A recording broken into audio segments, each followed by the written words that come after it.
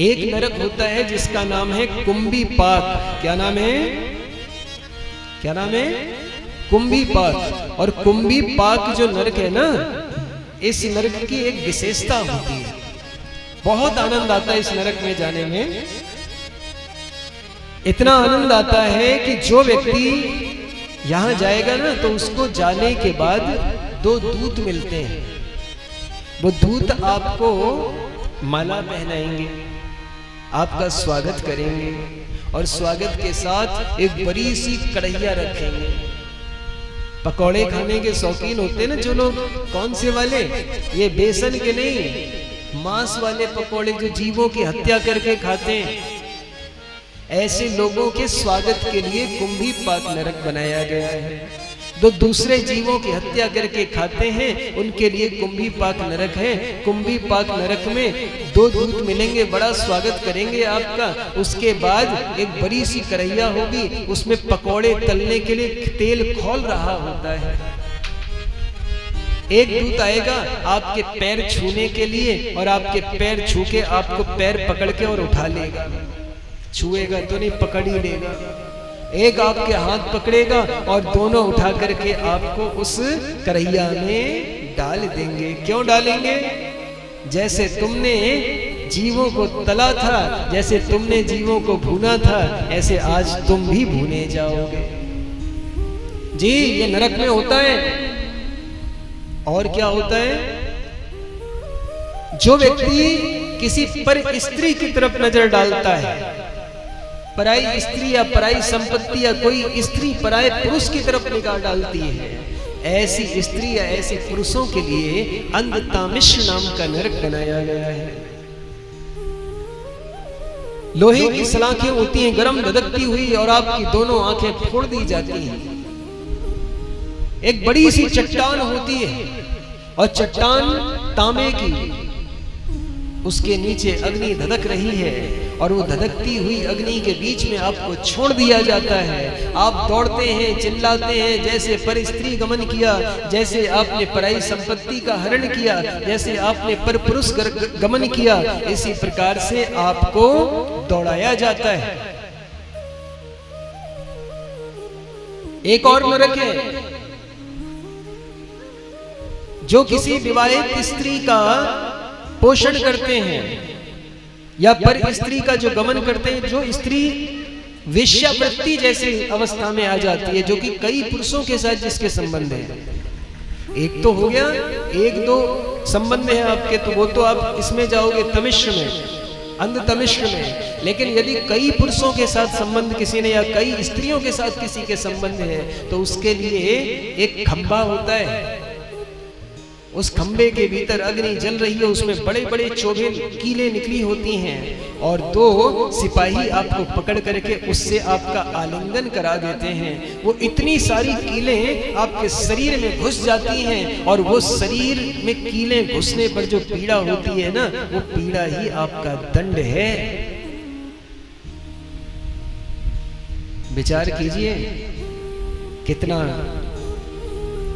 कितने दुष्कर्म हम करते हैं, कितने दुष्कर्म हम इस संसार में आके करते हैं। इनका क्या मोल हमें चुकाना पड़ेगा, यह अभी हम भी नहीं जानते। एक और होता है नरक, जो भाई भाई की संपत्ति हरण कर लेता है, जो भाई के पैसों पे नजर डालता है, जो पड़ोसी के पैसों पे नजर डालता है, जो अधिकारी होते हैं ना, चाचा ताऊ वाले, जो आजकल गोलियां चलने लगी हैं, जरा जरा से जमीन के टुकड़े के चक्कर में गोलियां चला देते हैं। ऐसे लोगों के लिए एक नरक है जिसका नाम है रुरु नरक, महारौरव। रौरव और महारौरव 2 प्रकार के हैं। इसमें एक रुरु नाम का कीड़ा होता है, और एक कुआं होता है, खड्डा होता है। उस कुएं में मल और मूत्र और पीप मवाद आदि भरी होती है। जो व्यक्ति किसी पर संपत्ति का हरण करता है, जो किसी का अधिकार खा जाता है, ऐसे व्यक्ति को उस मल मूत्र के गड्ढे में छोड़ दिया जाता है। और उसमें एक रुरु नाम का कीड़ा होता है, जो जोंक होती है ना, जोंक जानते हो, जो आपका खून पीती है, ऐसी जोंक उस गड्ढे में होती है, और वो एक एक करके आपकी चमड़ी को नोचती है। कैसे? क्यों? क्योंकि आपने किसी की संपत्ति को हरा है, तो आज वह जोंक आपकी चमड़ी को भी नोचे। प्रेम से बोलो राधे राधे।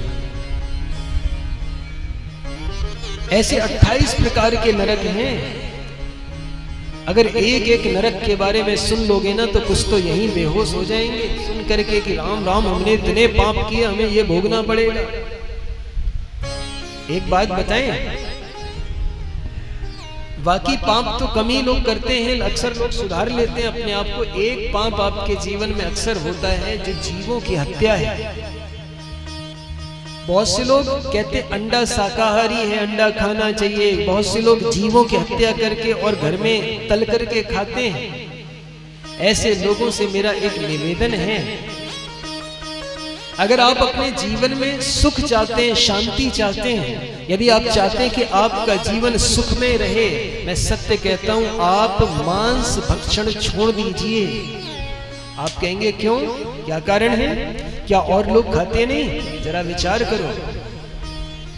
अगर आपको जरा सा कोई एक छोटा सा कट भी लग जाए तो आप कितना चिल्लाते, कितना तड़पते हैं। जरा विचार कीजिए कि जिस जीव को आप काट करके खाते हैं, अगर आप किसी और को दुख देते हैं और फिर उसके एवज में ये सोचते हैं कि मैं सुखी रह जाऊं, ऐसा कभी नहीं हो सकता। अगर आपने किसी को कष्ट दिया है, यदि आपने किसी को परेशान किया है, मैं सत्य कहता हूं, एक न एक दिन आपको उसका भोग भोगना ही पड़ेगा। और एक बात और, आप किसी को धोखा दे दें ना, किसी को आप प्रताड़ित कर दें, किसी को पीड़ा दे दें, आपको तो बड़ा उस समय बड़ा आनंद आता है। लेकिन एक समय आता है कि जिसने धोखा खाया, जिसने वो पीड़ा सहन की, वो समय के साथ उस पीड़ा को भूल जाता है। लेकिन इस समय का चक्र ऐसा है कि एक ना एक दिन आपको उसका दंड भोगना ही पड़ेगा, ये निश्चित है। हाँ जी, आज जो सोच रहे हैं ना, बड़े प्रसन्न हो रहे हैं कि मैंने फलाने की इतनी संपत्ति हरण कर ली, बड़ा आनंद आ रहा है। एक ना एक दिन भोगना पड़ेगा, ये निश्चित है। ये समय का चक्र कभी भी खाली नहीं जाता। अरे छोड़ो, जब भगवान श्री कृष्ण और भगवान श्री राम नहीं बच पाए तो आप कौन से खेत की मूली हो? हाँ? जब भगवान श्री कृष्ण को अपने कर्मों का दंड भोगना पड़ा, जब भगवान श्री राम को अपने प्रारब्ध का भोग भोगना पड़ा, तो फिर आप लोग कौन से खेत की मूली हो जी? सबको भोगना पड़ेगा। बस वो बात अलग है कि आज समय आपका है, आज आप आनंद से हैं, आज आप आनंद ले लो कि मैं तो बड़ा अच्छा कर रहा हूं, लोगों का धन लूट करके मैं खूब प्रसन्न हूं। लेकिन याद रखना, आने वाला समय आपको दंड अवश्य ही देगा, ये निश्चित है।